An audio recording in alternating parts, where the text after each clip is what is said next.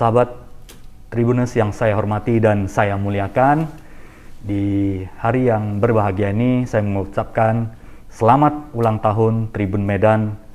Semoga tetap melayani masyarakat dan memberikan yang terbaik kepada masyarakat Medan dan Sumatera Utara dan Indonesia.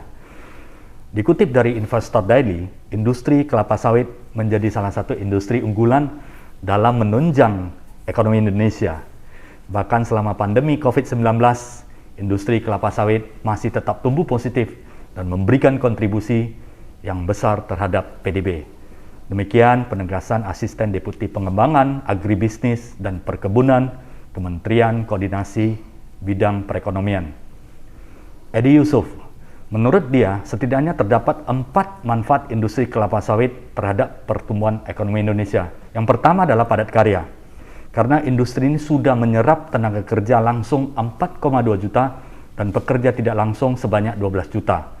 Kedua, setiap tahun industri kelapa sawit berkontribusi sebesar 3,5% terhadap PDB Indonesia. Yang ketiga adalah kontribusi 13,5% terhadap rata-rata ekspor non-migas. Yang keempat adalah menciptakan kemandirian energi melalui biodiesel, sehingga memberikan hemat devisa dan berdampak positif terhadap lingkungan. Indonesia dikenal sebagai produsen terbesar sawit global. Tidak heran industri sawit memberikan peranan penting dalam perekonomian Indonesia dan belum tergantikan sampai saat ini. Menurut Edi Yusuf, produksi minyak sawit di Indonesia CPO tahun 2021 diperkirakan mencapai 49,71 juta ton, atau secara konsisten selama 5 tahun terakhir ini. Karena kualitas produksi sawit Indonesia sangat bagus, menurut Edi Yusuf, banyak pihak yang iri mencari cara untuk menghalangi perdagangan sawit. Salah satunya adalah gencar menentang sawit Indonesia adalah Uni Eropa. Pemerintah tidak tinggal diam untuk menghadapi segala macam bentuk kampanye negatif terhadap sawit oleh Uni Eropa. Dengan terus melobi menggunakan cara cerdas kebijakan pemerintah untuk memajukan industri kelapa sawit nasional, salah satu adalah program Rencana Aksi Nasional Kelapa Sawit yang berkelanjutan melalui Instruksi Presiden Nomor 6 tahun 2019. Tujuannya adalah untuk memberikan penguatan data, koordinasi, dan penyediaan infrastruktur kapasitas pekebun. Perpres Nomor 44 tahun 2020 tentang Sistem Sertifikasi Perkebunan Kelapa Sawit Berkelanjutan Indonesia ISPO bertujuan memperbaiki tata kelola sistem sertifikat dengan membuka ruang untuk partisipasi, akuntabilitas, dan penyempurnaan kelembagaan ISPO. Ada 7 dasar prinsip ISPO: peningkatan usaha secara berkelanjutan, yakni penerapan transparansi, kepatuhan terhadap peraturan perundangan, penerapan praktik perkebunan yang baik, tanggung jawab sosial, dan pemberdayaan ekonomi, serta pengelolaan lingkungan hidup sumber daya alam yang beraneka ragam.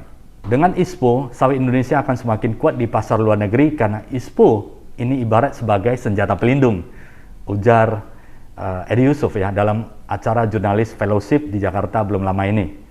Menurut Edi Yusuf, beberapa prioritas dari pemerintah untuk sawit adalah program peremajaan sawit rakyat atau PSR yang bertujuan untuk meningkatkan produktivitas tanaman lama menjadi tanaman baru. Selain itu, pemerintah juga mendorong menyelesaikan legalitas lahan yang berada di kawasan hutan, peningkatan produktivitas perkebunan swadaya, dan meningkatkan pendapatan pekebun.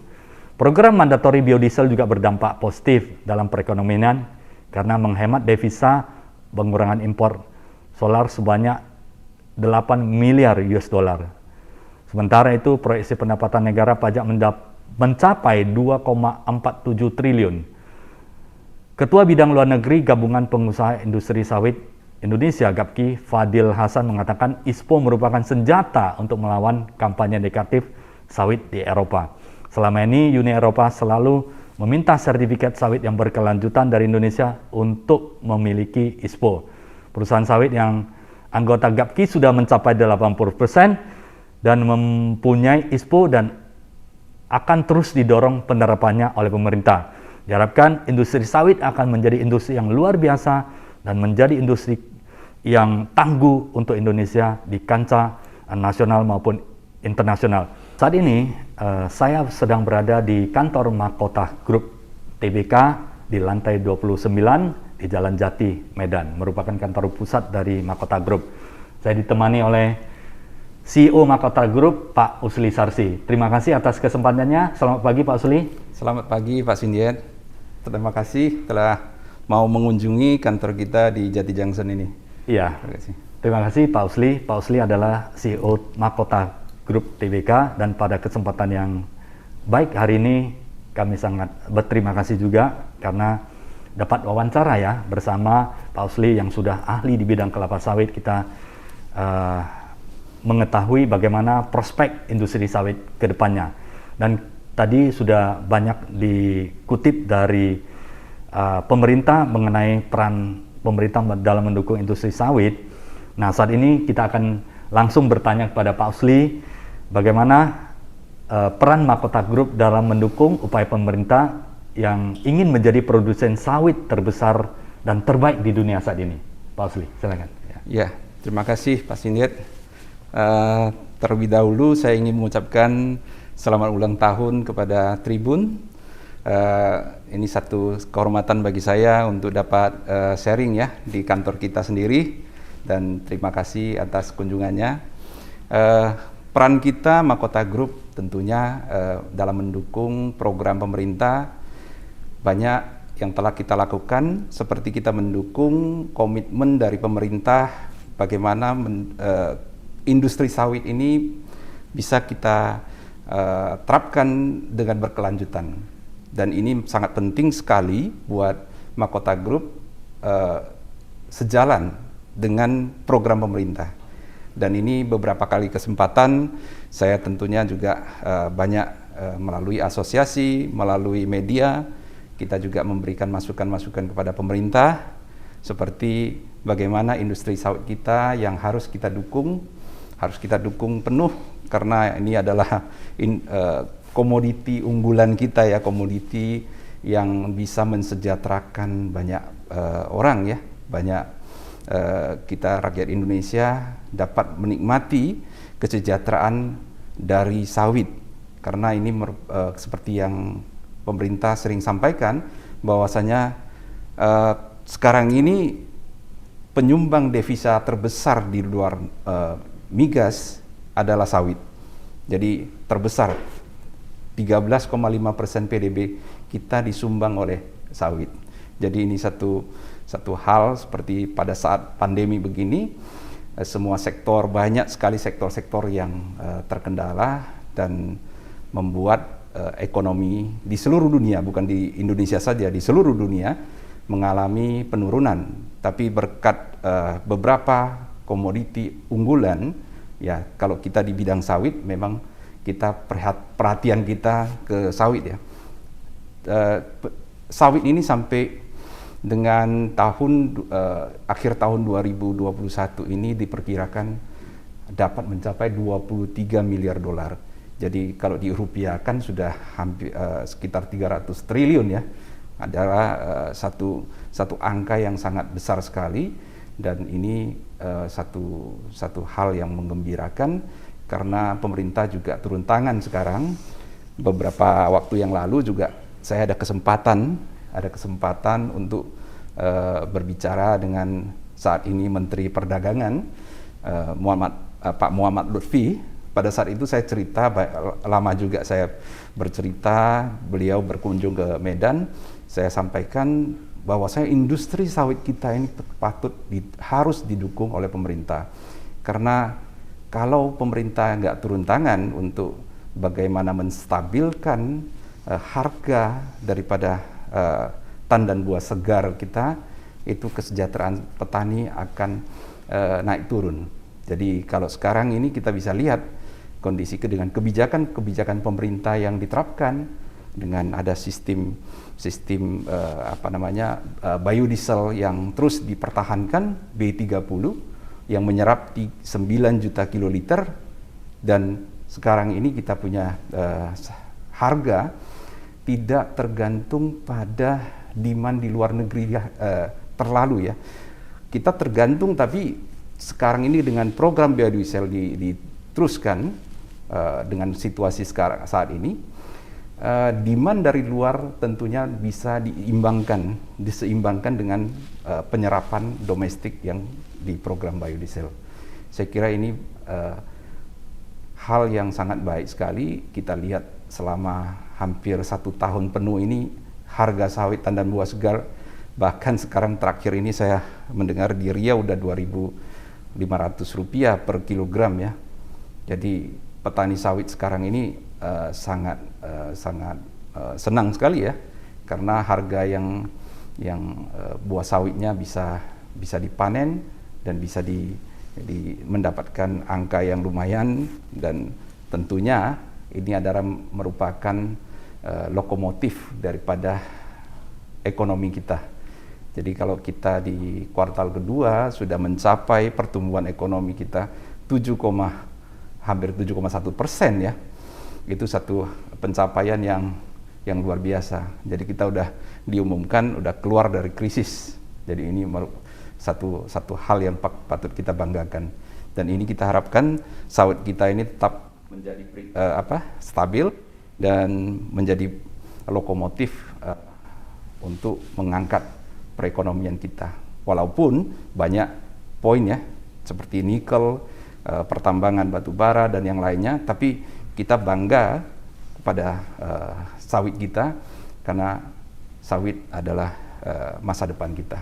Sering saya di beberapa kesempatan, sawit itu masa depan kita. Dan sangat jauh ke depan ya Pak ya? Iya, iya. Karena terdiri dari berbagai turunan produk-produk unggulan yang dapat dinikmati oleh industri maupun masyarakat.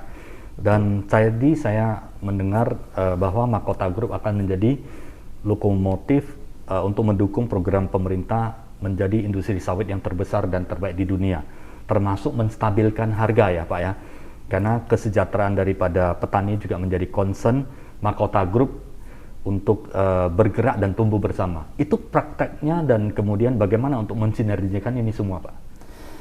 Kalau kita lihat industri sawit kita ini memang banyak ya, industri perusahaan-perusahaan yang lebih besar dari kita banyak juga.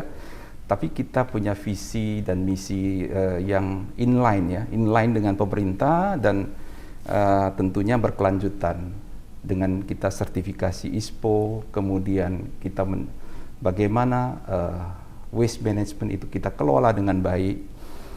Dan ini merupakan kita tidak ada bertujuan untuk yang sampai terbesar dalam arti kata quantity ya, tapi kualitas kita itu yang kita terus tingkatkan.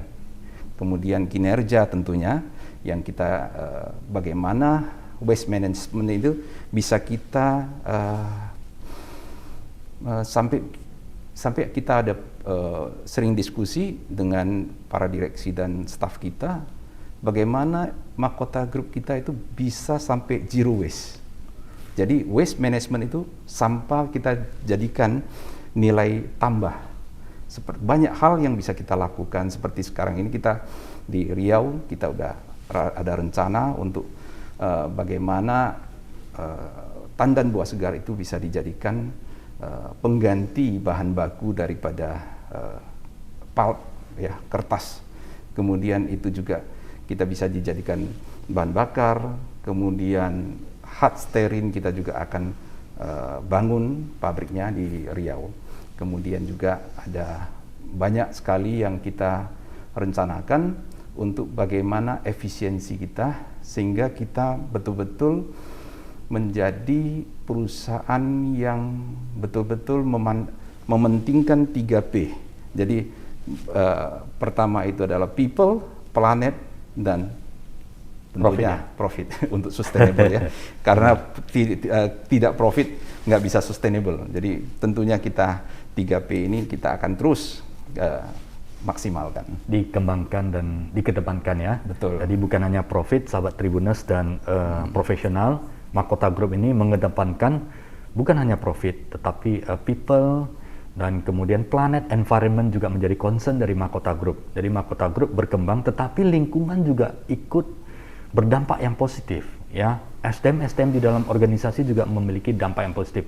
Itulah misi yang ke depan yang dijalankan, sehingga dia selaras dengan alam dan memberikan kontribusi seperti yang disampaikan, mensejahterakan para petani kelapa sawit, sehingga mereka mendapatkan kesempatan untuk menjual tandan buah segar dengan harga yang baik dan standar, yang menjadi strategic partner juga ya bersama Mahkota Group ya. Artinya para petani juga ikut bersama berkembang. Mahkota Group menjadi salah satu grup yang terbaik di Indonesia saat ini. Inovasinya luar biasa ya Pak ya, zero waste dan kemudian bisa efisiensi. Ini adalah sebuah daya saing ya Pak ya, sebuah daya saing yang dilakukan oleh Mahkota Group. Bagaimana inovasi dan teknologinya Pak? Apakah ini senantiasa di-upgrade secara terus-menerus sehingga proses produksi di dalam manufacturing itu dapat berjalan dengan baik dan lancar Pak? Ya, tentunya dari integrasi antara industri dari hulu sampai hilir itu yang kita perhatikan. Jadi sekarang ini kalau petani itu banyak sekali hanya konsentrasi di perkebunan, petani-petani sawit.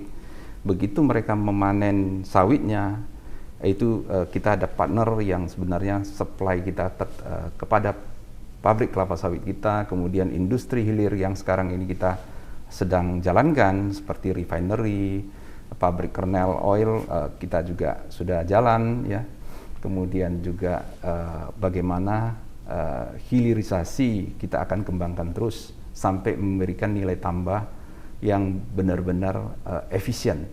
Jadi kalau kita lihat sekarang ini kan industri-industri ini tidak memikirkan change-nya ya, bagaimana hubungan antara petani dengan pabrik, kemudian pabrik dengan industri hilir, kemudian juga infrastruktur yang pendukung seperti tangki timbun di pelabuhan, peti kemas dan lain-lainnya, yang saat ini kita sangat senang ya untuk program pemerintah. Sudah infrastruktur sudah dibangun, pelabuhan, tangki timbun semua sudah tersedia, peti kemas sudah tersedia.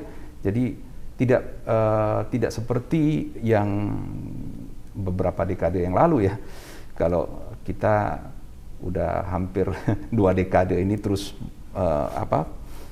meminta dukungan kebijakan-kebijakan ini, baru belakangan inilah beberapa tahun ini kita bisa melihat perkembangannya cukup baik. Jadi dari pemerintah juga mendukung, kemudian dari kita juga sekarang ini lagi terus gencar-gencarnya untuk membangun industri hilir yang lebih bernilai tambah buat supply chain-nya sampai dengan ekspor. Jadi ini yang kita perjuangkan, sehingga di dalam industri juga ya, di dalam industri kita sendiri juga banyak mesin-mesin yang harus kita tambah, yang memberikan efisiensi yang lebih tinggi. Jadi bahan-bahan seperti bahan bakunya udah ada, seperti cangkang, fiber, yang sebenarnya kalau ditambah beberapa mesin itu jadi bisa dibuat dengan pellet untuk bahan bakar, raw material dari bahan bakar power plant. Banyak lagi yang bisa, sampai dengan kemarin tuh dari perusahaan Jepang juga meminta kerjasama dengan kita supaya bisa ekspor ke negara mereka. Mereka sekarang ini power plant-nya mereka mau diganti menjadi power plant dari nuklir menjadi biomass. Jadi mereka sangat memerlukan banyak sekali bahan bakar. Dan ini adalah inovasi yang terbaru ya Pak ya? Ya. Karena mengingat pemerintah Jepang juga dia sudah mengerti bahayanya nuklir dan sehingga beralih ke dari bahan baku dari yang sudah dipres ya, sawit. Ya. Sawit ini sehingga berdampak lingkungan juga lebih positif. Betul. Kalau nuklir ini kan negara maju sekelas Jepang dan negara-negara yang sudah maju, mereka sepertinya menyadari bahwasanya ini adalah pisau tajam yang kalau salah pengelolaannya itu bisa berdampak pada pencemaran. Karena begitu kebocoran nuklir itu daerah sekeliling itu masyarakatnya dalam bahaya besar. Jadi mereka sudah di parlemen di Jepang tidak mengizinkan lagi dibuatkan power plant tenaga nuklir, mau digantikan dengan biomass dan yang sustainable. Jadi mereka juga bahan, karena di Jepang tidak bisa nanam sawit ya, di Eropa juga tidak bisa. Jadi mereka juga mau menukar dari power plant nuklir ke biomass, tentunya bahan bakarnya juga diperlukan dari agriculture seperti waste, sawit, cangkang gitu. Artinya potensi itu semakin terbuka lebar lagi ya? Iya, Pak, iya. Jadi sawit ini dikatakan seluruh sawit itu bisa dijadikan bahan yang sangat berguna bagi semua pihak. Menarik sekali, Pak Usli. Nah, kalau dari masa depannya industri sawit, tadi Pak Usli ada sampaikan tentang supply chain ya, artinya dari proses penanaman petani itu sampai kepada menjadi CPO, kemudian menjadi turunannya lebih banyak lagi yang bisa dikonsumsi oleh masyarakat, baik itu industri downstream maupun upstream. Upstream CPO ke downstreamnya turunan-turunannya, refinery dan sebagainya. Saat ini yang menjadi target prioritas yang perlu dikembangkan di Indonesia dan menjadi andalan dari ketiganya ini bagaimana Pak? Apakah diperkuat perkebunannya, downstreamnya atau upstreamnya Pak? Kalau pandangan saya ya dan Mahkota Group itu memang semua dari hulu sampai hilir sangat kita harus selaras, harus diseimbangkan semua. Tidak ada satu yang boleh ditinggalkan. Jadi kalau kita mau sustainable, kita harus memikirkan dari hulu sampai hilir. Seperti kita sekarang ini mendorong ya, bagaimana lahan-lahan kita seperti kita cerita perkebunan di banyak perkebunan perusahaan dari yang sedang, kecil, sampai petani-petani yang memiliki 1-2 hektar sawit saja, mereka memerlukan satu pemahaman dan ini kita dorong terus ya, kita dorong karena lahan-lahan kita itu tidak bisa dikasih pupuk kimia terus. Dan ini contoh perkebunan yang harus kita sustainable juga. Jangan kita hanya memikirkan sesaat, lalu cost-nya lebih rendah, kita pakai pupuk kimia lebih gampang, hanya berapa kilo satu pokok gitu, aplikasinya lebih mudah. Tapi lahan kita lama-kelamaan, itu berapa dekade, itu lahannya sudah tidak subur lagi. Jadi kita perlu memberikan pemahaman pentingnya pupuk organik. Dan kita di Mahkota Group di Dumai, pabrik kita sudah direncanakan dan mungkin awal tahun ini akan kita bangun pabrik pupuk kompos. Jadi semua waste yang dari limbah, kemudian dari untuk abu boiler, semua akan digabungkan solid. Beberapa waste itu akan kita gabungkan menjadi 70% organik dan kita campur dengan pupuk kimia yang kita gabungkan sekaligus. Jadi aplikasinya mudah, tapi di situ ada unsur 70% organik. Jadi lahannya itu bisa gembur. Kita lihat sekarang efisiensi ya, produktivitas daripada masih jauh dari Malaysia. Saya pernah sampaikan bahwasanya dengan jumlah luasan hektar yang sama yang telah kita miliki 16 juta hektar di Indonesia, kalau kita nggak usah perlebaran, nggak usah dikembangkan luasannya, kita bilang fokus di dalam 16 juta hektar saja. Kalau kita menggunakan pupuk kompos dengan baik dan kita maksimalkan, itu bisa 2 kali lipat daripada yang sekarang. Itu interval waktunya berapa lama ya Pak? Misalnya setahun pemupukan biasanya kan ada 2 kali ya Pak ya? Dan itu intervalnya sekali organik, sekali pupuk, atau mungkin menjadi kombinasi 70% organik, 30% kimia itu di blend, itu menjadi rutin sepanjang tahun? Sepanjang tahun kita rutin dan kita harapkan perbaikan lahan kita itu 3 tahun ke depan udah kelihatan. Jadi ini yang mesti kita dorong supaya selain permajaan daripada sawit kita dorong pemerintah juga memberikan pemahaman kepada petani sawit sehingga rendemennya sawit itu bisa lebih bagus. Kita terkadang dulu di Sumatera Utara kita punya pabrik di sini, kita olah, saya masih ingat tahun 2003 saya di sana itu rendemen sawit kita itu bisa mencapai 19 ke 20% ya, hanya CPO saja. Itu sekarang turun 2%. Bahkan terakhir ini turun lagi.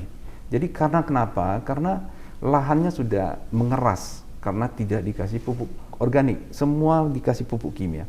Ini hal yang sebenarnya salah besar. Cuman untuk memberitahukan ini kan perlu satu effort yang luar biasa. Jadi kalau di petani-petani dan di sini sahabat Tribun yang kebetulan punya perkebunan sawit, kita minta supaya dikombinasikan, tidak perlu 100% pupuk organik, tapi kombinasikanlah pupuk organik dengan pupuk kimia. Karena lahan kita ini untuk jauh ke depan, jangan hanya kita memikirkan saat ini, nanti 2-3 tahun lagi lahannya sudah mengeras, itu kita berapapun kita kasih dia pupuk kimia, dia gak mau menyerap lagi, karena lahannya sudah mengeras. Itu Dan yang kualitasnya sudah jauh menurun ya? Jauh menurun. Dan ini menarik Pak, artinya di research dari Malaysia, mereka menggunakan pupuk organik dan impact-nya terhadap rendaman itu menjadi sangat tinggi sekali. Dengan luas yang sama, Malaysia bisa menghasilkan volume yang lebih besar. Betul. Nah bagaimana Pak untuk bisa mendapatkan pupuk organik, apakah olah sendiri atau bisa diperoleh, dan tekniknya Pak, sehingga ini menjadi sebuah edukasi yang secara terus-menerus dan akhirnya akan membantu untuk meningkatkan rendaman kelapa sawit secara progresif dan berkesinambungan. Ya, sebenarnya yang kalau petani itu kan dihitung dari cost ya. Cost tidak mau tenaga kerja, kalau volume besar organik itu di tandan kosongnya itu langsung di aplikasi, itu kan cost untuk penerapan itu akan besar sekali costnya. Kita dorong, sekarang ini kita lagi membuat pupuk kompos itu di samping pabrik kelapa sawit.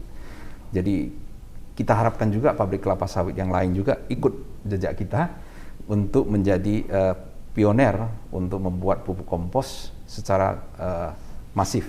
Dan tentunya petani-petani itu yang mendapatkan manfaat. Juga perkebunan yang besar juga bisa mendapatkan manfaat. Jadi kita PKS kita banyak sekali material yang bisa kita, resource-nya sudah ada di sana, bisa kita gunakan waste management ini untuk kita kembangkan sehingga untuk aplikasi di lapangan mudah. Dan itu perlu investasi memang. Tapi saya yakin dengan profit dari pabrik kelapa sawit kita ini saya kira mampu. Dari itu harus memiliki satu visi yang sama. Jadi industri sawit ini bukan hanya per perusahaan kita memikirkan, tapi secara global kita contohnya saya pernah sampaikan ada satu kesempatan saya sampaikan di satu webinar, saya bilang kalau semua pabrik kelapa sawit di Indonesia ini kita waste manajemennya itu dikelola dengan bagus, kemudian itu dijadikan bahan bakar, kita satu pabrik kelapa sawit bisa 2 megawatt kita bisa produk dengan gas metannya ya, kita ambil gas metannya kita salurkan ke boiler, itu bisa dengan cangkang, dengan fiber itu bisa membuat pembangkit listrik sebanyak 2 megawatt satu pabrik kelapa sawit. Dan kita ada besar kecil ya, kita ada lebih dari 1.000 pabrik kelapa sawit. Jadi itu sebenarnya kita sudah menggantikan pembangkit listrik yang tidak ramah lingkungan. Kalau ini ramah lingkungan. Kedepannya pasti ya akan orientasi ke hal-hal industri yang berbasis ramah lingkungan ya Pak. Betul. Kita punya visi, Mahkota Group punya visi jauh ke depan ya. Kita mau menjadi green company. Jadi kita sudah sepakat dengan Dewan Direksi, Dewan Komisaris, kita mau Mahkota Group ini adalah green company dan menjadi kita menjadi kalau bisa menjadi contoh bagi yang lain supaya kita punya visi, kita mengajak semua karena usaha sawit ini kita harus memikirkan yang 3 tadi. Jadi lingkungan hidup ya, untuk untuk masyarakat juga kita bisa mengurangi polusi ya. Kalau kita sekarang ini kan empty buns itu dibakar di insinerator, itu juga pencemaran karena hal itu tidak untuk jangka panjang tidak baik, dan kita harus memikirkan, dan ini dukungan pemerintah juga harus didukung. Pemerintah harus membeli hasil dari produksi. Kalau di Jepang itu dibayar 3 kali lipat, biomass itu dibayar 3 kali lipat. Kalau di sini disamakan, harganya hampir sama. Jadi belum didukung penuh ya. Dan ini harus ada subsidi silang karena pembangkit listrik, tenaga batu bara, tenaga apalagi solar yang sekarang ini itu sangat boros dan pencemaran lingkungan hidup itu sangat tinggi. Kalau kita biofuel ini, biomasa ini kita kembangkan, ini akan sangat ramah lingkungan. Kemudian biodiesel untuk kendaraan. B30 itu sudah menurunkan gas emisi itu sudah luar biasa, diturunkan gas emisinya. Kedepannya, Pak, untuk rencana ekspansi, Pak, apakah kebun, kemudian downstream, atau mungkin udah masuk ke downstream ya, refinery sampai ke biodiesel, Pak? Ya, untuk 1-2 tahun ke depan ini kita udah sepakatin. Akan masuk. Kita memang lebih fokus ke industri hilir dulu. Jadi kalau ada perkebunan ya, yang kemarin kita ada cadangkan untuk akuisisi beberapa perkebunan, tapi kita masih melihat perusahaan-perusahaan yang memiliki HGU yang betul-betul tidak melanggar lingkungan hidup, karena kita memang itu kita straight kan. Kita nggak mau masuk ke hulu dulu, karena sekarang ini HGU kita ini sekarang ini juga banyak yang sebenarnya belum maksimal ya. Masih bisa dimaksimalkan. Masih dimaksimalkan. Jadi kita lihat gap yang paling sekarang yang sangat perlu didorong, gap yang paling penting saat ini adalah industri hilirnya. Jadi kalau industri hilirnya kita kuat, kita mau bergerak ke hulu itu lebih mudah. Yes. Makota Group kan sebuah perusahaan grup kelapa sawit yang sudah terbuka ya Pak ya, dan menjadi salah satu yang sudah sangat familiar dan kemudian dikenal masyarakat Indonesia maupun di luar negeri karena sudah ekspor juga ya Pak ya? Ekspor ya. Karena sudah ekspor. Persiapan dan strategi yang dilakukan Pak untuk dilakukan secara terus menerus supaya menjadi salah satu yang terbaik di Indonesia. Persiapan apa yang akan dilakukan ini yang menjadi sebuah fondasi kedepannya akan menjadi yang terbaik di Indonesia dari aspek seperti financial, marketing, sistem, SDM maupun leadership Pak. Betul. Mungkin bisa sharing sedikit Pak Usli. Betul, apa yang disampaikan Sindiat itu adalah poin-poin pokok yang harus kita jalankan. Memang kalau sistem yang baik tidak didukung dengan SDM yang baik juga tidak bisa, ya kan? SDM yang baik tidak didukung dengan sistem yang baik juga sama juga. Jadi memang untuk jauh ke depan kita memang persiapan terutama SDM ya, cara mindset kita bagaimana menuangkan kepada cara berpikir staff kita, dan sekarang ini kita juga memiliki yang 2 minggu yang lalu sudah jadi universitas ya. Jadi kita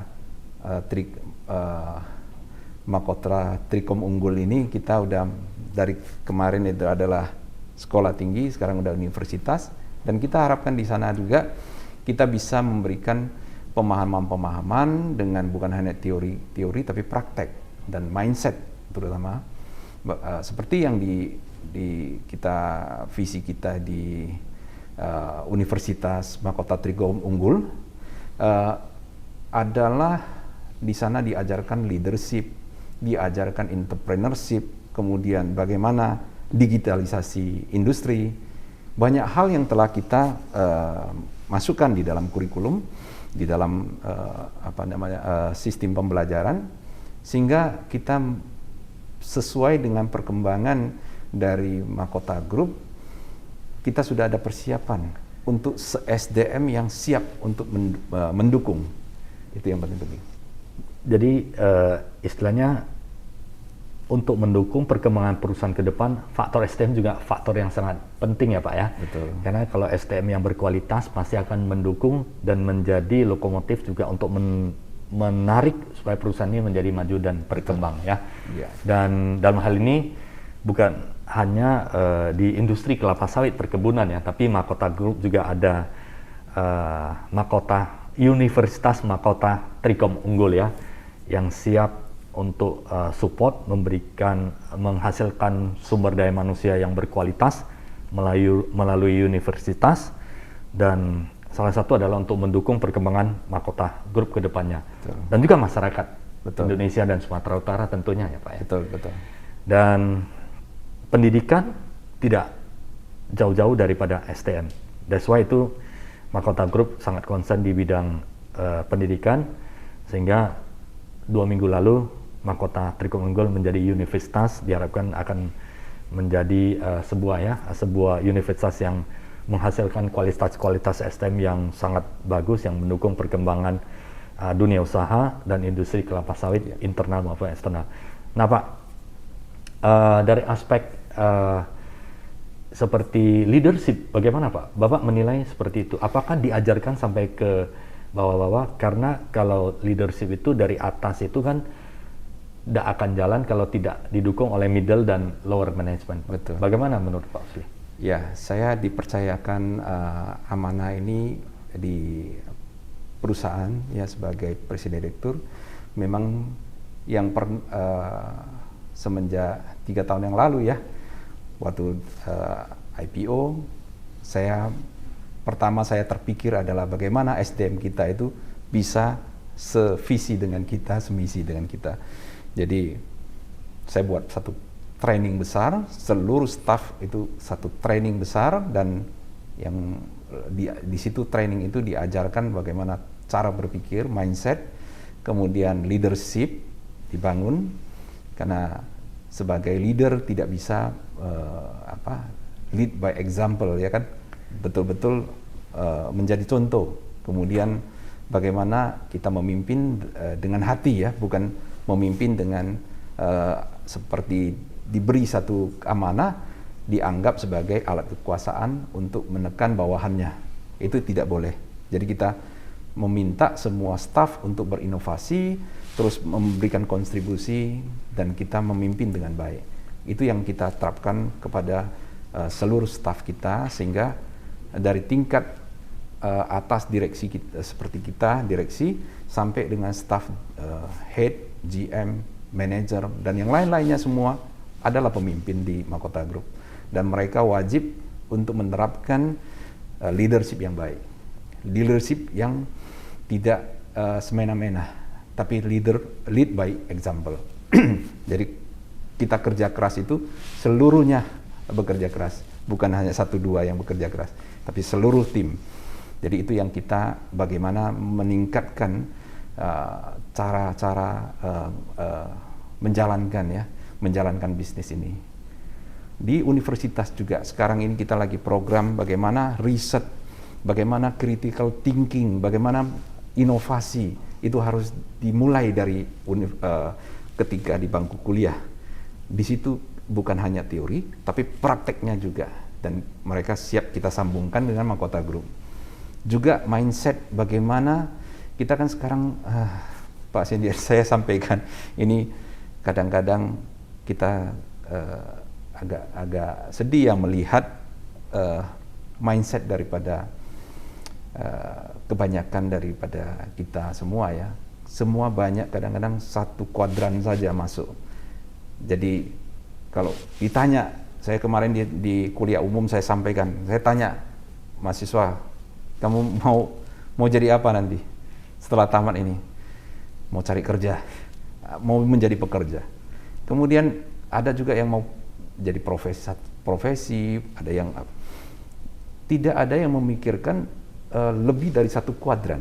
Satu kuadran itu boleh kita mau sebagai profesi, mau jadi pekerja, bahkan entrepreneurship buka lapangan kerja, tapi tidak hanya satu kuadran. Yang saya maksud adalah jadilah pekerja nggak apa-apa, tapi kamu harus berpikir sebagai entrepreneurship. Sekarang zaman digital, bisnis digital, semua kita harus perubahan ke arah sana. Kemudian kita jadi investor.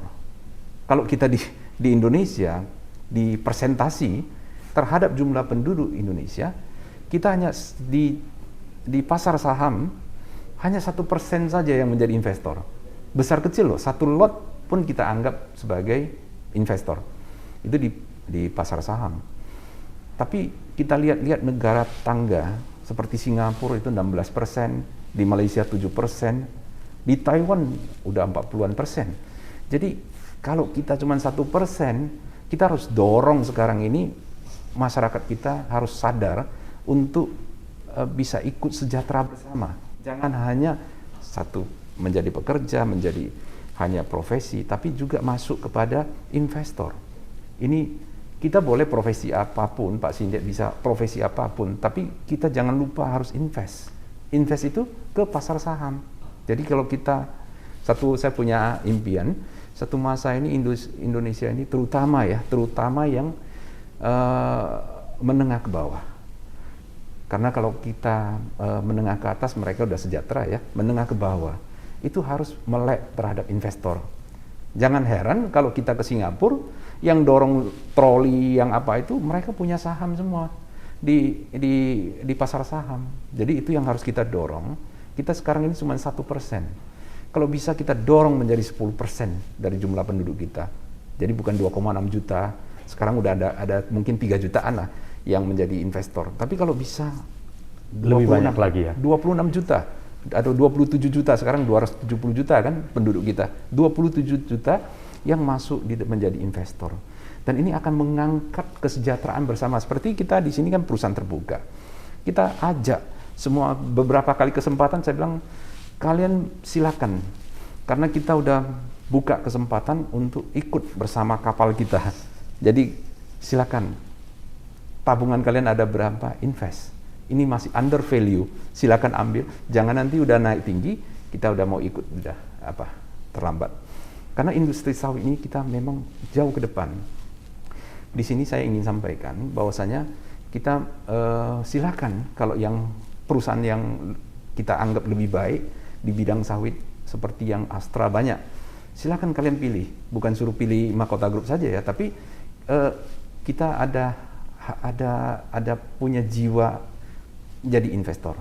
Itu yang kita mau, sehingga saya mau satu masa sama dengan di Singapura yang ngepel di hotel-hotel itu dia pakaian apanya ada jamnya pun dan cincin emas pun dia pakai, kalung emas dipakai.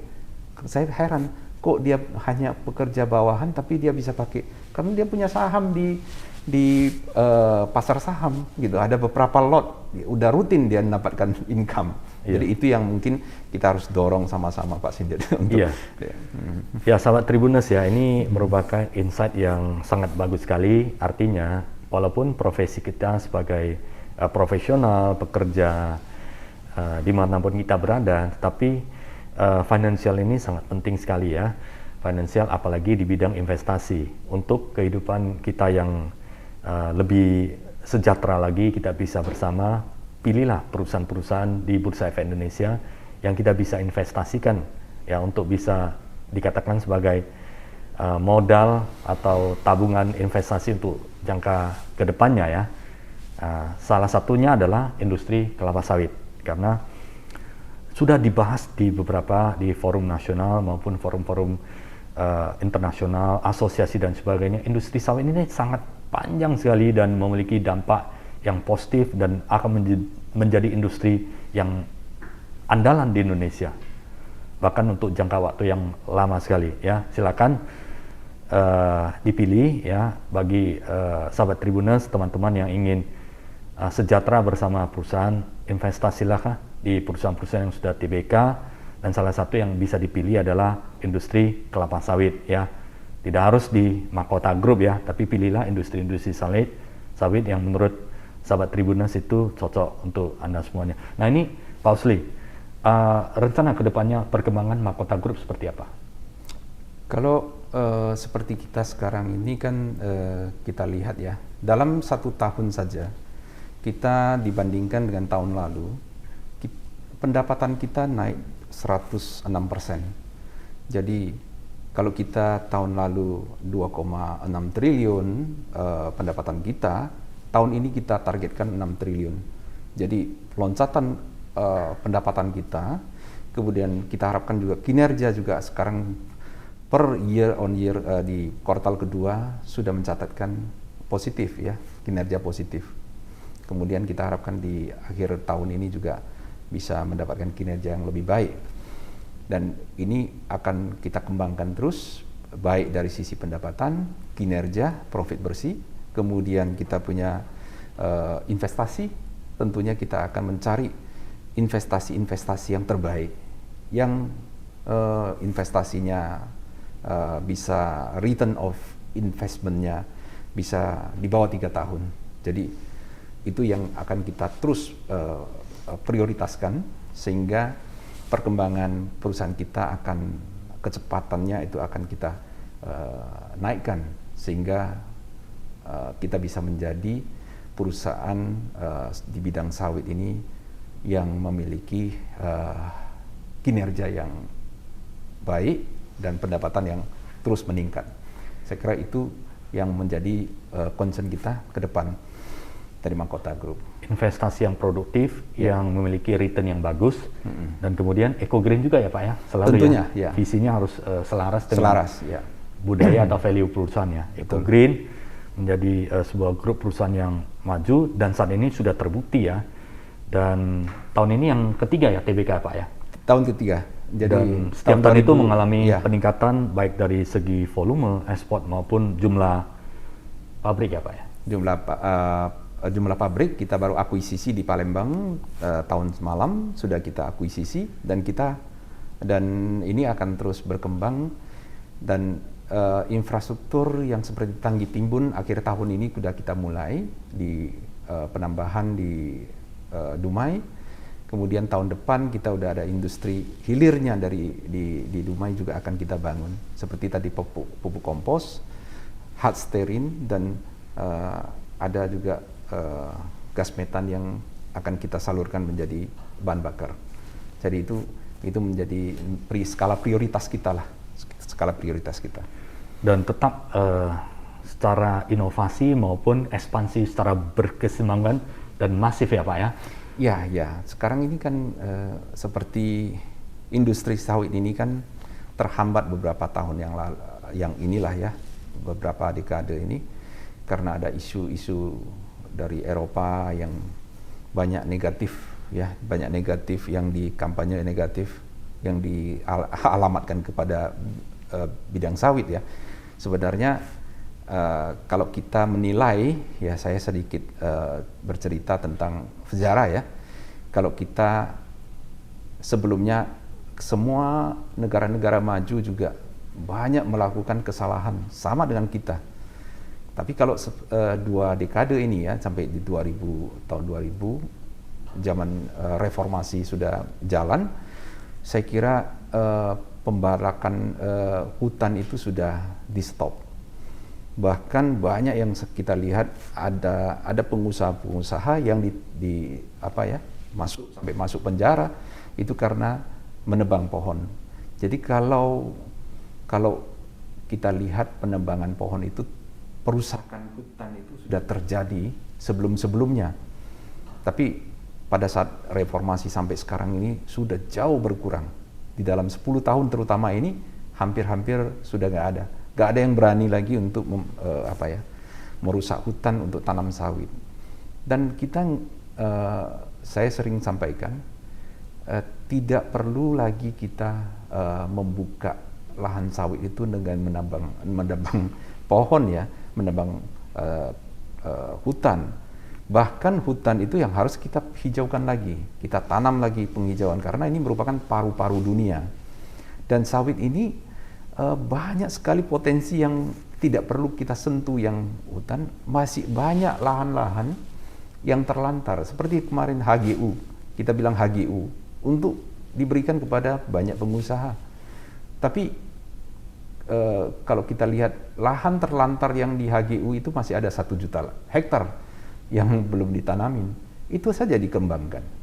Dan banyak lahan-lahan seperti rawa-rawa itu juga kita bisa kembangkan. Ada yang mengatakan, oh itu pH-nya rendah, pH tanah, pH airnya masih rendah, gak bisa ditanamin. Oke, kalau kita pakai organik, buktinya di Sumatera Selatan kita udah riset, memang kita udah aplikasi, ternyata hasilnya satu bulan bisa 2,5 ton per hektar. Itu peningkat seperti tanah-tanah mineral yang sudah sama. Padahal itu lahan yang terlantar kemarin. Jadi kita fungsikan lahan terlantar saja, itu sudah bisa meningkatkan produktivitas kita.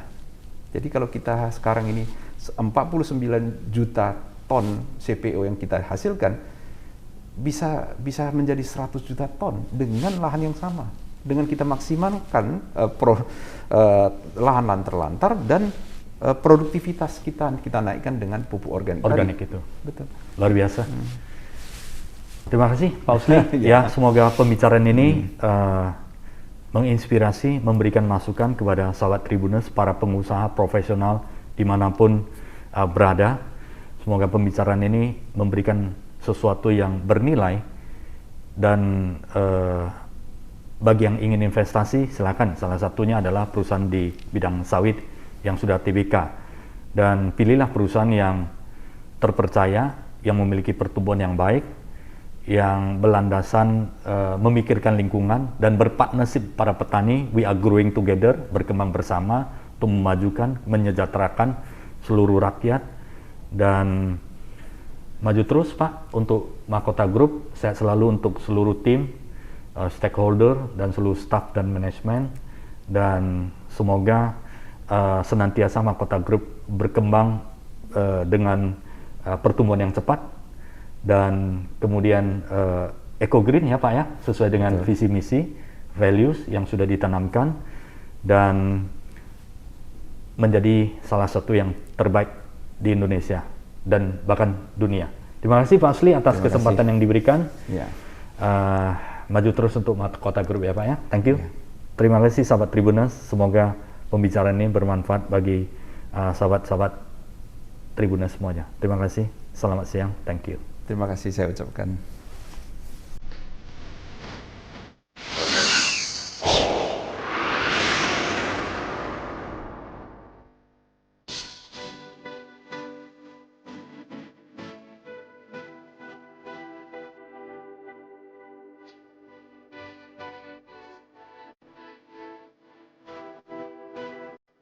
Mahkota Group adalah salah satu perusahaan swasta yang bergerak di bidang usaha kelapa sawit di Indonesia.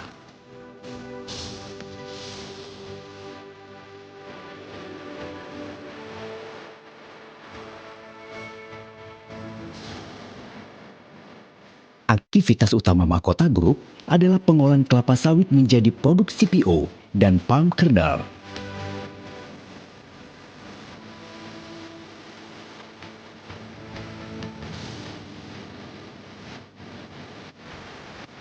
Serta menjadikan minyak sawit menjadi produk bernilai tambah seperti minyak goreng dan produk turunan lainnya.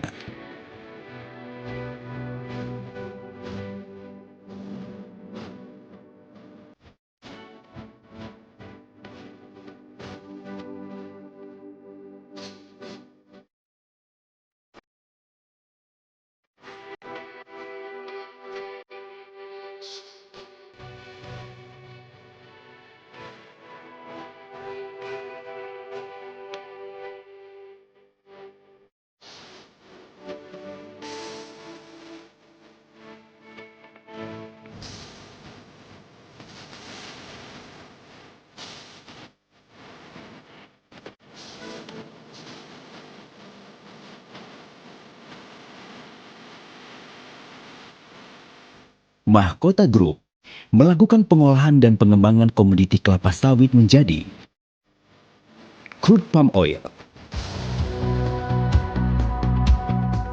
palm kernel, dan produk turunan lainnya. Selain itu, Mahkota Group juga sedang melakukan pengembangan bisnis pada bidang trading logistik, perkebunan, pembangkit listrik. Berpusat di Medan dan Jakarta,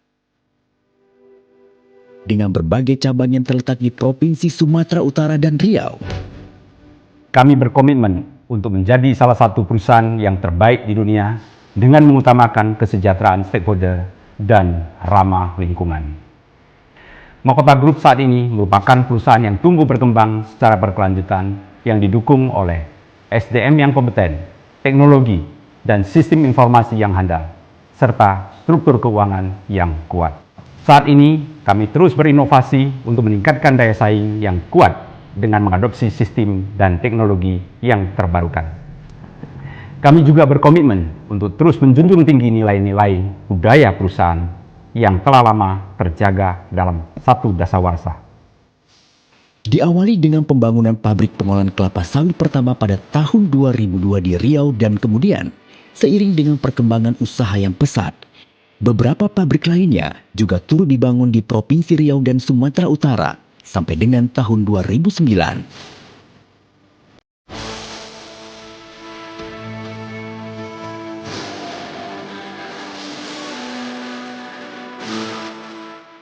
Guna pengontrolan dan sentralisasi usaha, tahun 2011 dibentuklah PT Mahkota Group sebagai holding company untuk menaungi semua anak perusahaan yang ada. CPO dan palm kernel berkualitas tinggi milik Mahkota Group merupakan hasil dari proses produksi yang dijaga dan dikontrol ketat, menggunakan teknologi dan sistem informasi yang handal.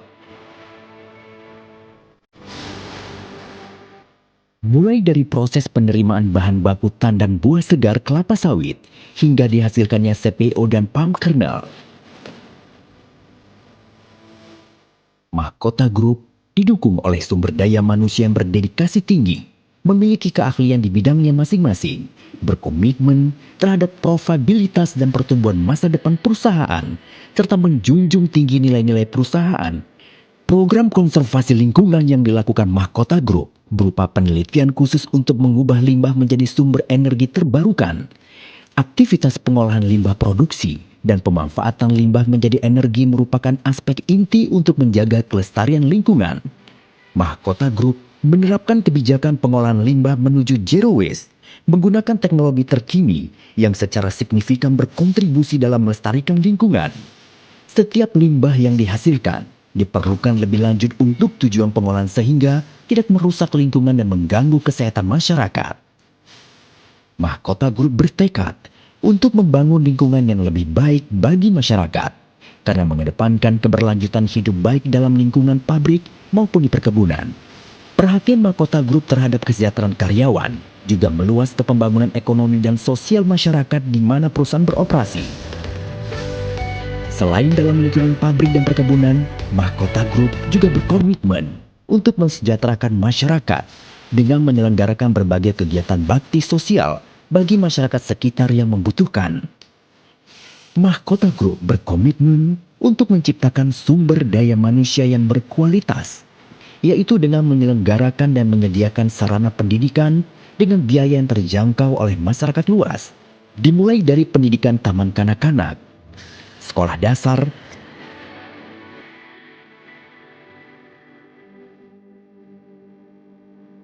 sampai dengan pendidikan tinggi. Seluruh aktivitas operasional yang dijalankan oleh Mahkota Group didasarkan pada standar internasional ISO dan ISPO demi menjaga kualitas dan kesejahteraan para stakeholder termasuk masyarakat dan lingkungan. Rekam jejak sukses Mahkota Group siap memasuki era baru dengan dukungan segenap karyawan dan masyarakat, serta infrastruktur yang ditempatkan dengan baik dengan memanfaatkan potensi perusahaan untuk pertumbuhan di masa depan. Mahkota Group dengan percaya diri berkomitmen menjadi yang terbaik dan kelompok bisnis minyak kelapa sawit terkemuka di dunia.